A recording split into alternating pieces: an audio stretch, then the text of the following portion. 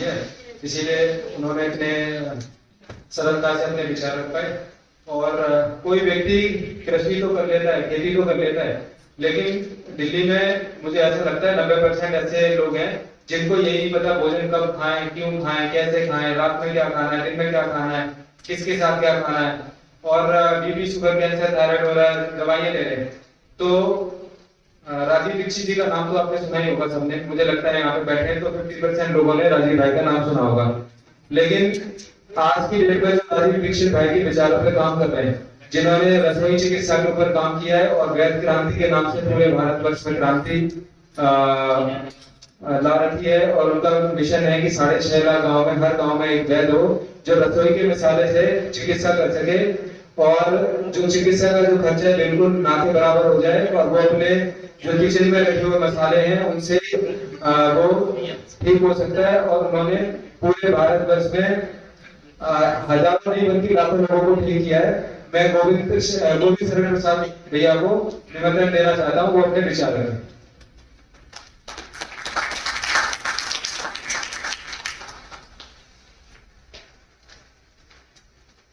ये हमारे स्वस्थ संगीत परिवार के संस्थापक भाई गोविंद शरण प्रसाद जी आ चुके हैं। वंदे मातरम, वंदे मातरम। क्या बोलूं आप लोगों को? दर्द बताऊं? दर्द ये है कि आज हर परिवार चिकित्सा के व्यापार में लुटता जा रहा है। सबसे बड़ा दर्द यही है, हमें बहुत अच्छा खाने को मिल जाए, सारी चीजें शुद्ध मिल जाए, फिर भी ये प्रकृति का नियम है कि शरीर को कभी न कभी नष्ट होना होता है। शरीर के अंदर कष्ट आना ही है, चाहे वो थोड़ा हो, बड़ा हो, कम हो, ज्यादा हो। छोटी सी बात मैं आपको छोटा सा उदाहरण देता हूं। हमारे मोदी साहब हैं, प्रधानमंत्री हमारे देश के, बहुत अच्छा भोजन करते हैं, जैविक के बाप का भोजन करते हैं, फिर भी उन्हें जुकाम होता है, फिर भी उन्हें बुखार होता है। तो हम कौन से खेत की मूली हैं? हमें भी होगा। इससे कैसे बचे? 2 साल पहले 2020 में क्या हुआ उसकी दुर्दशाओं को अगर मैं खुद कल्पना करूं तो रोंगटे खड़े हो जाते हैं। इस देश में चिकित्सा का स्तर इतना ऊंचा है कि बाहर के लोग भी यहाँ आके चिकित्सा कराते हैं, लेकिन लूट का स्तर इतना अधिक है कि बहनें अपने गहने तक बेच देती है। इतनी हालत खराब है। यहाँ पे बहुत सारे भाई बंधु जानते होंगे, इसमें कोई दोहराई नहीं है। मेरा दिल का दर्द है। राजीव भाई को सुनने के बाद 2016 में सितंबर का महीना था, मैं कम शब्दों में कुछ बातें रखना चाहूंगा। सितंबर का महीना था, अगस्त का या सितंबर का, मेरी सासू माँ को दिल्ली के पटेल केस में सिर्फ और सिर्फ 6 महीने का टाइम दिया था कि आप इनकी ले जाके सेवा करें, और 6 महीने।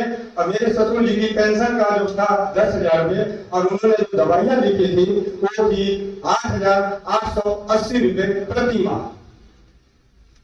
हमने उसी उन्हीं दिनों में राजीव भाई को सुना और थोड़े बहुत चमत्कार अपने शरीर में देखा, अपने ऑफिस में देखा, और मैंने अपनी सासू माँ पे ट्राई किया। आज वो हमारे बीच में है, रसोई घर से। ये रसोई घर की सबसे बड़ी सफलता है।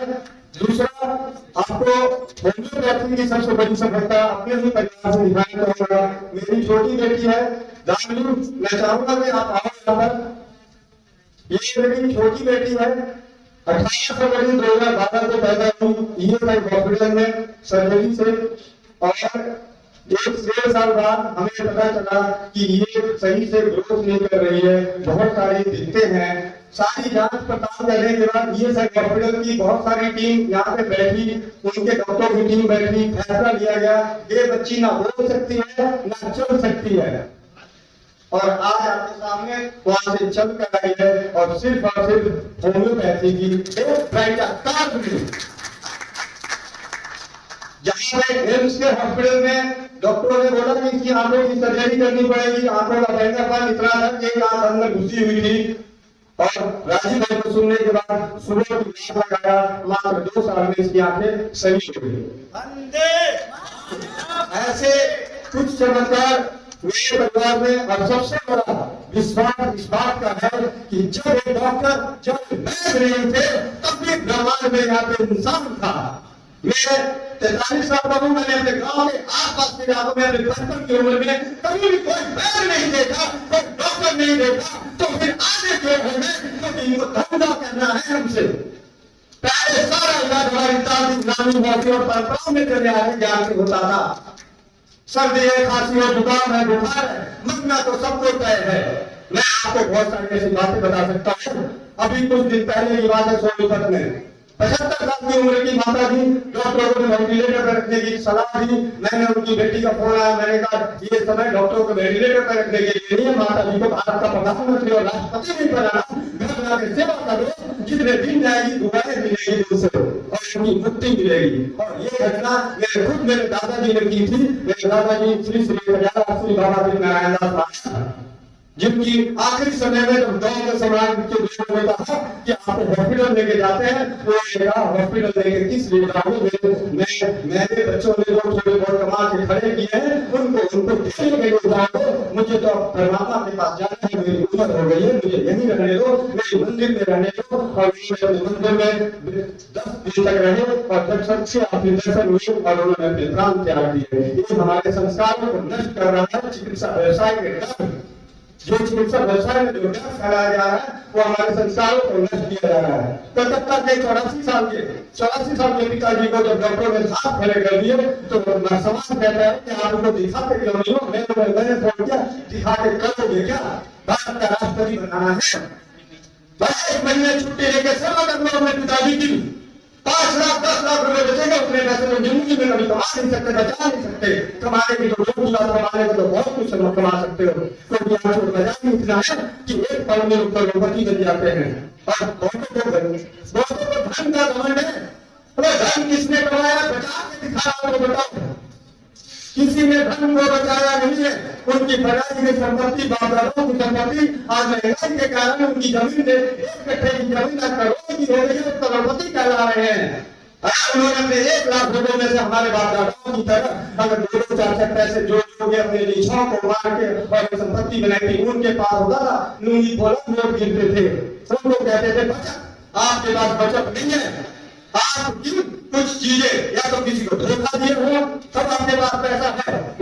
में आप अपने सगे भाई से झूठ बोलते हो, अपनी सगी बहनों से झूठ बोलते हो। हॉस्पिटल में आप जिस व्यवसाय को करते हो, अपने जिनको पैदा किए हो, जो आपके खून दे रहे उसके बारे में झूठ बोलते हो कि मुझे कुछ नहीं बच रहा, जब सही मामले में आप 100 गुना ज्यादा काटते हो और तब जाके आपके पास 2 पैसे होते हैं। और उन्हीं पैसों को आज की चिकित्सा क्षेत्र का सबसे बड़ा व्यापार। शिक्षा में तो कोई बात नहीं, शिक्षा भी है व्यापार का धंधा, लेकिन शिक्षा में हम कह सकते हैं कि कोई बात नहीं, आप बेटी को इंजीनियर डॉक्टर नहीं बनाओ, मेरे पास नहीं पैसा है। जिस तरीके से मेरे माँ बाप ने हमें कोई चीज नहीं पढ़ाया, पढ़ लिखाया, जितना था जिनकी उनकी क्षमता थी उतना किया। लेकिन जब चिकित्सा की बात आती है तो बेटियों के कहने तक भी जाते हैं और एक बार नहीं हजारों लाखों करोड़ मैं बेटी को 200 से 250 कॉल सुनता हूँ, 500 से ज्यादा, 1000 से ज्यादा व्हाट्सएप पे मैसेज का रिप्लाई देता हूँ। मेरा दिल होता है कि हमारे देश में लुटेरे कितने हैं और झूठ और सच का फर्क। इसीलिए मेरे दिल की इच्छा है कि हर घर में रसोई घर भगवान की प्रथम स्थान है, क्योंकि जब 7 गाँव में 1 पैर होता था तब भी दुनिया में भगवान में थे लोग, तब भी लोग थे।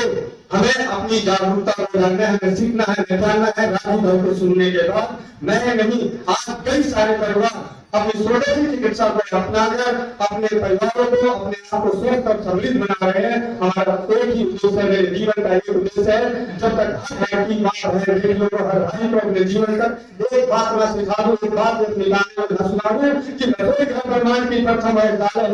इस बात के लिए मैं निरंतर प्रयासरत रहूंगा। ये मेरा बहुत कुछ करूंगा, खुद से इरादा है, ये मेरा खुद से इरादा है, ये है मेरा सपना।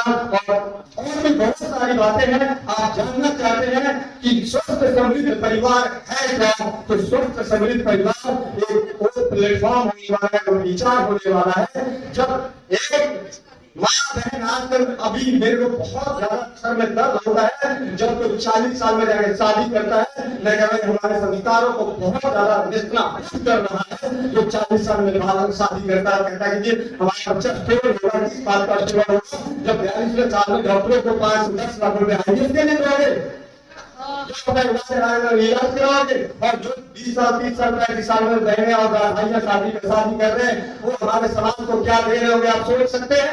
दिल में दर्द होता है क्योंकि मुझे तो बहुत सारी कहानियां मालूम है कि लोग क्या क्या करके आते हैं, कौन कौन से उलझन के आते हैं, वो दूध के धुले नहीं है, हमारे संस्कारों का हनन हो रहा है। इसीलिए स्वस्थ समृद्ध परिवार की एक परिभाषा है कि जो कहीं से भी होगा तो एक हर किसी को एक बच्चा रखने का शौक चढ़ गया है, हर किसी को एक बच्चा।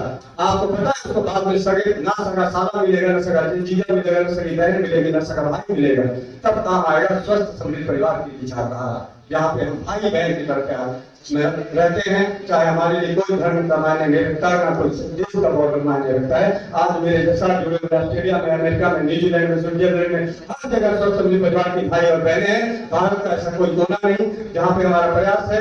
मैं देश दिल में एक सपना है कि मैं जिस देश में जाऊँ, जिस जगह पे जाऊँ, वहाँ खाना मुझे होटल में नहीं खाना पड़े। इस कदर इस काम को आगे बढ़ाता रहूंगा। आप सभी से सिर्फ और सिर्फ एक ही विनती है कि आप अपनी दुनिया में हमारे लिए एक दुआ मांगे कि हमारे सद्बुद्धि बनी रहे, हम व्यवसायी न बने, क्योंकि आज के समय में जिन्होंने भी व्यवसाय का जो रहा है, जिन्होंने भी धन दौलत के पीछे भागा है, वो कभी समाज काम नहीं कर पाए हैं। समाज काम करने के लिए आपको व्यवसाय के चोगे से बाहर निकलना पड़ेगा। यहाँ बात व्यवसाय की हो रही है। मैं इस बात के लिए बहुत धन्यवाद करता हूँ आदिवासियों को एक अच्छा प्लेटफॉर्म देने के लिए, उनके परिवार के भलाई के लिए, उनका भी एक अच्छा अस्तित्व मिले उसके लिए उन्होंने बहुत अच्छा किया। इस प्रयास में मैं उनके प्रयासों को हमेशा साथ देता हूँ और हर वक्त देता रहूंगा, हर पल देता रहूंगा। और मेरी एक ही तमन्ना है कि हर किसी से कि एक बार दिल से राजीव भाई के कार्यकर्ताओं के नियम जो बोला था उसको सुने, अमल करें, अपने अंदर अमल करें। संगठनें बहुतें बनी हैं, सारी की सारी टूट गई। संगठनें बहुत बनी है, सारी की सारी टूट गई। जमाने में है दम तो तोड़ दे मेरे संगठन को, जो मैं खुद में हूँ स्वस्थ समृद्ध परिवार।